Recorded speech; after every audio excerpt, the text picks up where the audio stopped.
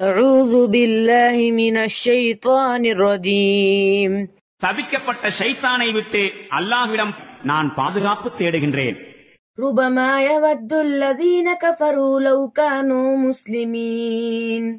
இன்று இஸ்லாத்தின் அழைப்பை ஏற்க மறுத்தவர்கள் நாமும் இறைவனுக்கு அடிபணிந்தவர்களாக இருந்திருக்க கூடாதா என்று ஏக்கத்துடன் கூறும் நேரம் விரைவில் வரும். ذرهم يأكلوا ويتمتعوا ويلههم الأمل فسوف يعلمون. நபியே, அவர்களை அவர்களுடைய போக்கில் விட்டுவிடும். அவர்கள் உண்டு மகிழ்ந்து சுகம் அனுபவித்துக் கொள்ளட்டும். மேலும் அவர்களின் நப்பாசைகள் அவர்களை ஏமாற்றத்தில் ஆழ்த்தி வைத்திருக்கட்டும். இவர்கள் விரைவில் அறிந்து கொள்ளத்தான் போகிறார்கள்.